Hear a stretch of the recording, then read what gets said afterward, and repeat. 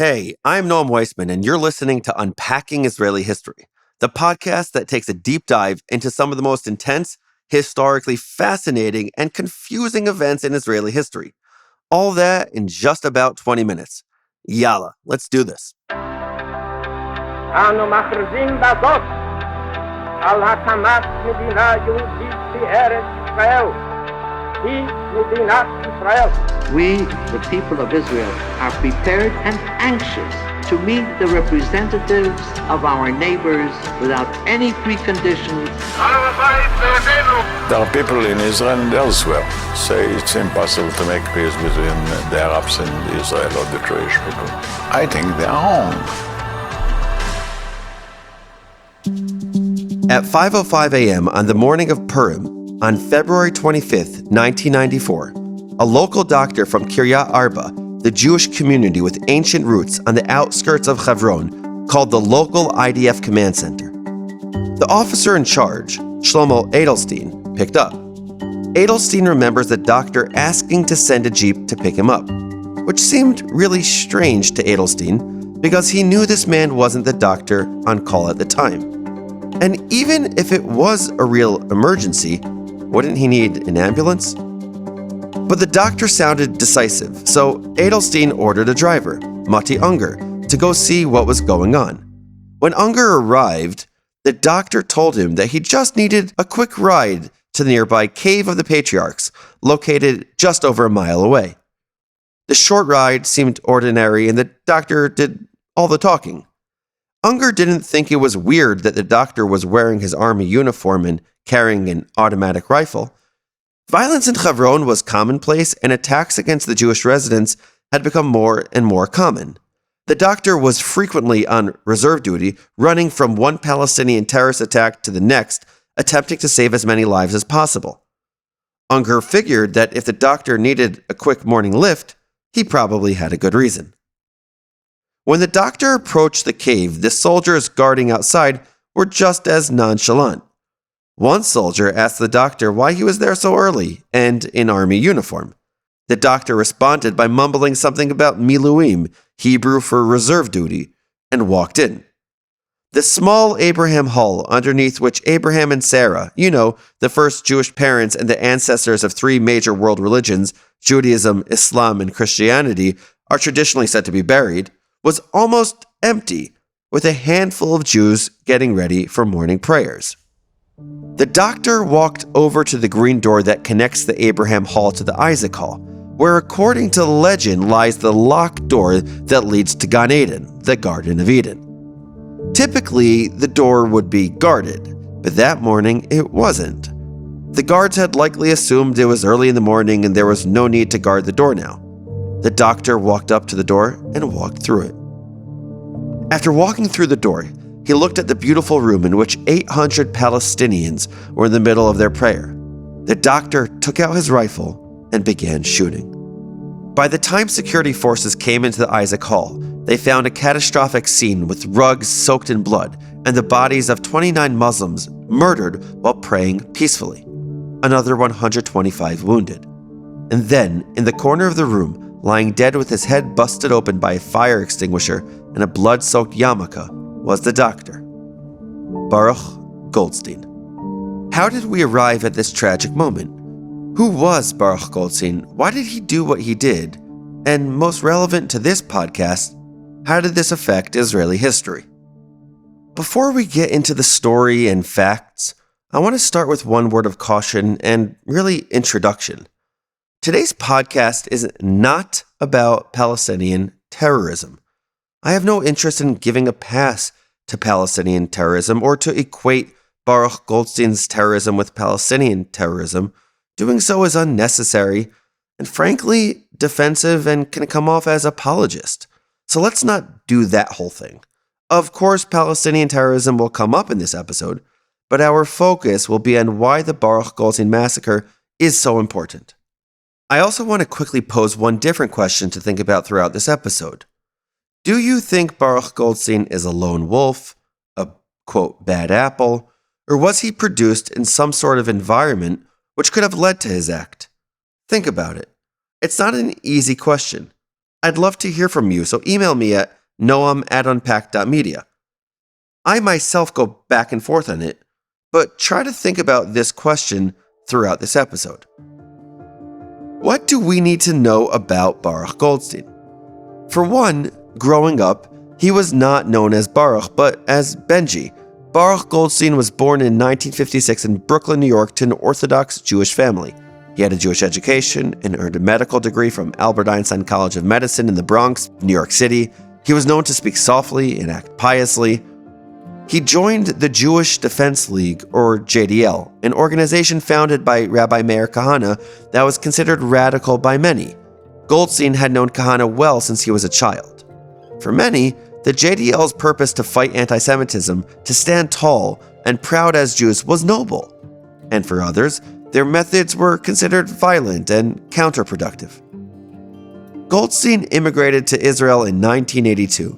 After making Aliyah, he served as an emergency physician in the Israeli army and lived in Kiryat Arba, a small Jewish community bordering Hebron.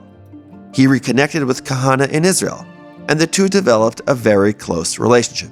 Kahana loved his doctor-disciple. Quote, "There is no one like Baruch, no one so willing to sacrifice." End of quote. Prophetic words, certainly depending on how you understand the word sacrifice.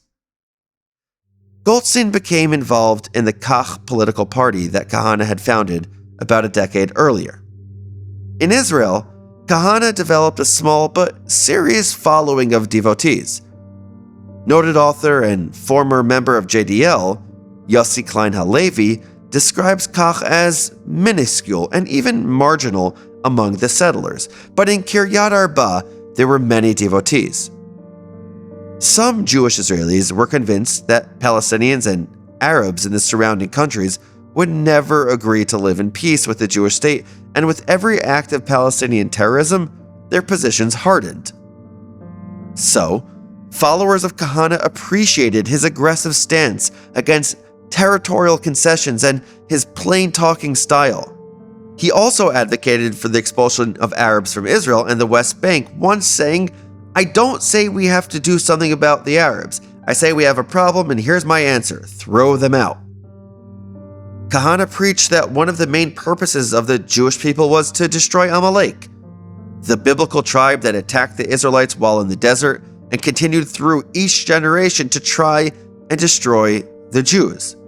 Amalek represents the most reprehensible behavior possible, the most immoral violence, the act of vultures who prey on the weak. And naturally, Purim became a favorite Jewish holiday for followers of Kahana, because as the Megillah points out, the antagonist, Haman, was a direct descendant of Agag, who was an Amalekite king.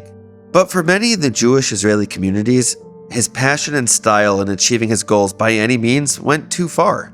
For example, he was implicated in conspiracies to kidnap a Soviet diplomat and bomb the Iraqi embassy in the US. He was also arrested dozens of times in Israel for a variety of offenses, including planning attacks against Palestinians in response to their terrorist assaults on Israelis. In 1990, an Egyptian-American terrorist, dressed as an Orthodox Jew, assassinated Kahana after Kahana finished giving a speech at the Marriott Hotel in New York City. There's a lot more to say about the history of Kahana. We barely scratched the surface, and that's an episode for another time.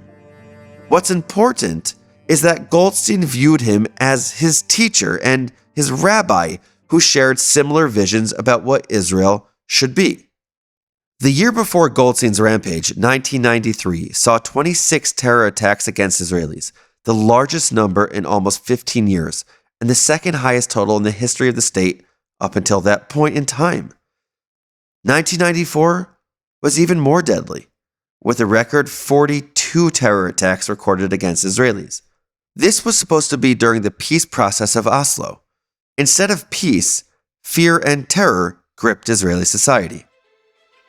As a medical doctor, Goldstein was exposed to the trauma of these attacks firsthand and witnessed a close friend murdered in 1993.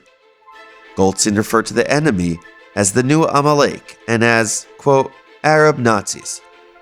The night before he killed the 29 Arab worshippers in the Cave of the Patriarchs, Goldstein himself prayed in the cave, a regular prayer place for him on the Jewish side of the holy site. The holiday of Purim began that evening. According to those who were there with him, Palestinians on the other side of the partition began to taunt the Jews, interrupting their prayers and screaming that the Jews should be slaughtered. Multiple witnesses said Goldstein appeared distraught. On the morning of February 25th, 1994, Goldstein wasn't just carrying his Galil assault rifle. He was also carrying with him accumulated humiliations of Hebron. Yossi Klein Halevi says it best. He was carrying with him, quote, the Jewish pilgrims confined by Muslim rulers to the seventh step of the building, the massacre of the Jews in 1929, which was in Hebron, the terrorist attacks that embittered the Jewish return after 1967. This is what he carried. The political climate and terror gripping the country would only have reinforced his beliefs in Kahana's more radical ideas. Let's be clear, and this is where there is good debate on both sides. Say what you will about Meir Kahana, his name will surely bring about one's passions. One side says it was his extremist teachings that laid the groundwork for this heinous terrorist behavior. I can wrap my head around that. On the other side, the argument goes, Kahana did not advocate for Baruch Goldstein to do this. As a former teacher, I can also empathize with this. Do I deserve all the blame for when my students do something bad or all the praise when they do something good? Chew on that question. So that is the story of the shooting. Let's take a look at the reaction. Immediately after the shooting, there was widespread rioting and protests by Palestinians. Youth at the Al-Aqsa Mosque on the Temple Mount in Jerusalem threw rocks at police stationed below. Hundreds of rioters attempted to attack Jewish worshippers at the Western Wall, with police firing tear gas and rubber bullets to push back the crowd. In the larger Arab world, many leaders called for revenge attacks against Jews, and terror organizations perpetrated a series of attacks against Israeli civilians, including the death of a 79-year-old Israeli axed to death in Kfar Saba. After the attack on the Cave of the Patriarchs, many left-wing Israelis blamed Goldstein for provoking Palestinian revenge, while many right-wing Israelis responded by arguing that Hamas needed no motivation to kill Jews. They were already quite happy to do this. So, how did the Israeli government and religious community react to something so horrible? Did they applaud the moment or condemn it? Immediately following the attack, the Israeli government condemned it. Immediately. Israeli Prime Minister Yitzhak Rabin called Goldstein an embarrassment to Judaism. And in a telephone call to PLO leader Yasser Arafat, he referred to the attack as a loathsome, criminal act of murder. Foreign Minister Shimon Peres called the murders a frightening expression of cruelty, devoid of human morality, and a horrifying act which stands out in shocking contrast to our basic Jewish values. The government also took swift and decisive action against Jewish extremist groups in the West Bank. It arrested followers of Kahana, issued detention orders against individuals deemed threats to public security, demanded that certain settlers turn in their weapons, and barred those same settlers from entering Arab towns. Among the Jewish religious community as well, the overwhelming response was one of condemnation, revulsion, and shame. Dozens of Israeli rabbis, many settlers and many from the settlement communities, signed a letter saying that there can be no forgiveness for the murder of people at prayer. Also, the rabbinic establishment around the world came down hard against Goldstein's act. Rabbi Jonathan Sachs, the chief rabbi of Great Britain at the time, said, "Such an act is an obscenity and a travesty of Jewish values. That it should have been perpetrated against worshippers in a house of prayer at a holy time makes it a blasphemy as well. Violence is evil. Violence committed in the name of God is doubly evil. Violence against those engaged in worshiping God is unspeakably evil." In America, multiple Jewish organizations planned joint memorial observances with Muslim communities. In the city of Hebron itself, a policy was enacted in which the small Jewish Israeli community who lived in the city were separated from the rest of the 120,000 Palestinian residents, a policy still in place today. The Israeli government also paid compensation to Goldstein's victims and passed administrative detention orders against people seen as threats to public security. They disarmed any Jewish settlers suspected of using their weapons for purposes other than self-defense and outlawed what they viewed as two extremist organizations, Kach and Kahana Chai. Authorities even denied the Goldstein family and supporters the permission to bury him in the Hebron Jewish cemetery. One prominent rabbi, who lived across the Green Line in Judea and Samaria, the West Bank, to give you some context, Rabbi Aaron Lichtenstein, someone who I've always admired, wrote that there should be a clear protest which expresses not just disassociation, but also disgust and shock. We must do so. And here's the key: not, quote, to protect our public image, but to preserve our self-image. In other words, it's not about how others will think of us after this horrific attack. It's about our own conception of who and what we are, and more importantly, what we are not. That thought sticks with me to this day. At the end of the day, we have to live with ourselves, our choices, our communities, and our values.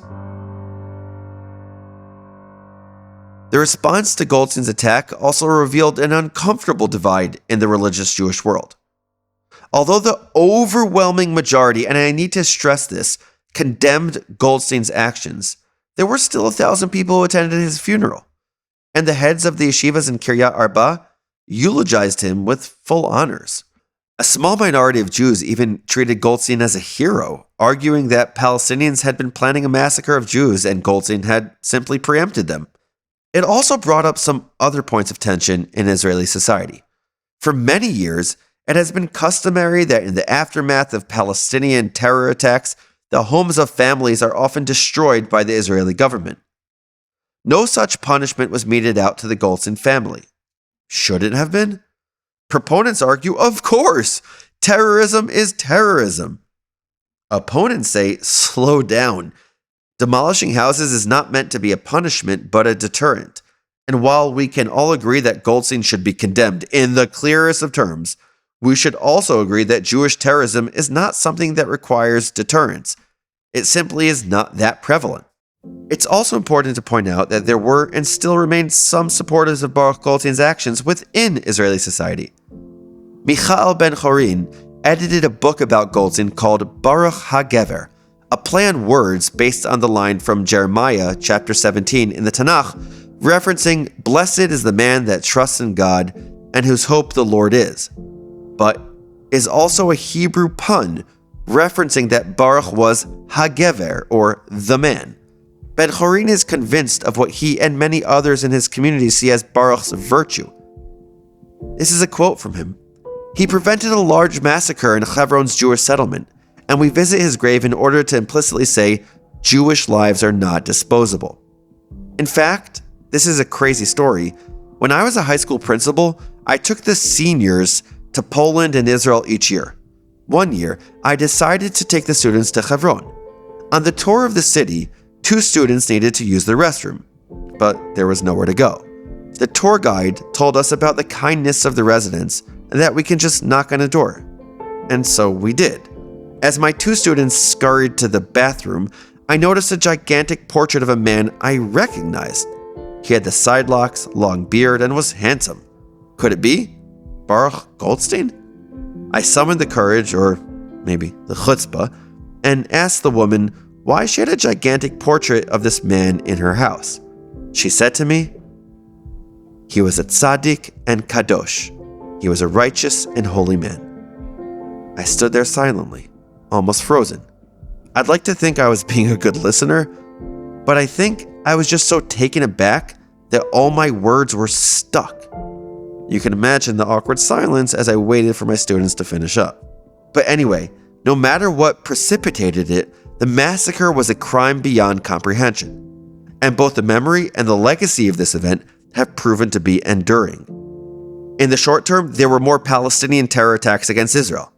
Little more than a month after the Baruch Goldstein massacre, a Palestinian drove a vehicle filled with explosives next to a crowded bus stop in Afula, Israel. As the passengers began to board the bus, he detonated an explosive device, killing himself and 8 others. Suicide bombings carried out by Palestinian terrorists against Israeli civilians in Israel was becoming a real thing, the first of many. Hamas claimed responsibility, calling it retaliation for what they called the Hebron Massacre. Goldstein's actions also challenged those who said that the problem of terrorism was exclusively on the Palestinian side. There's a certain naivete to such a notion.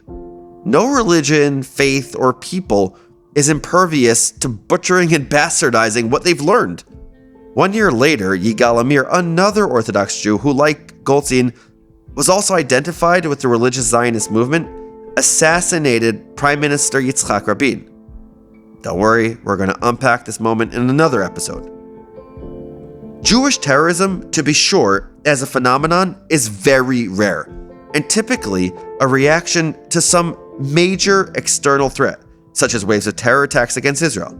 Thankfully, it has been effectively stopped in most cases by the work of Israeli intelligence services, but it has been a subject of interest for many. There are actually a few examples of Jewish extremism or terror in the last decade. Just this past year, the hit show Our Boys was one of the hottest shows available on HBO, at least in the Jewish community. The show tells the story of the 2014 kidnapping and murder of young Palestinian boy Mohammed Abu Khder by 3 Jewish extremists and the investigation into the incident. The religious Jewish men responsible for the murder said it was in retaliation for the kidnapping and murder of 3 Israeli teenagers, Eyal, Gilad, and Naftali, that same summer. Interestingly enough, Prime Minister Bibi Netanyahu referred to the show as anti-Semitic propaganda in the way it portrayed the Israeli side.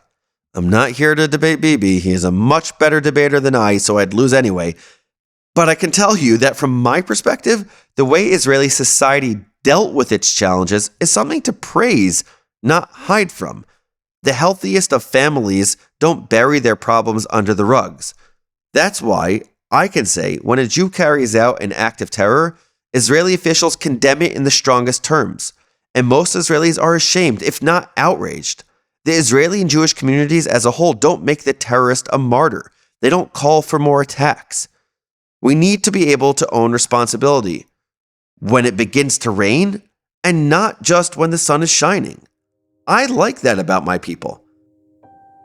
At the outset of this podcast, I said this episode is really not about comparing Jewish and Palestinian terrorism. I do, however, think there is value in considering a stark contrast between the response to terrorism amongst Israelis and Palestinians. Of course, Israelis and Palestinians are in different positions, but when a Jew carries out an act of terror, Israeli officials typically condemn it in the strongest of terms, and most Israelis, like I said earlier, are ashamed, if not outraged.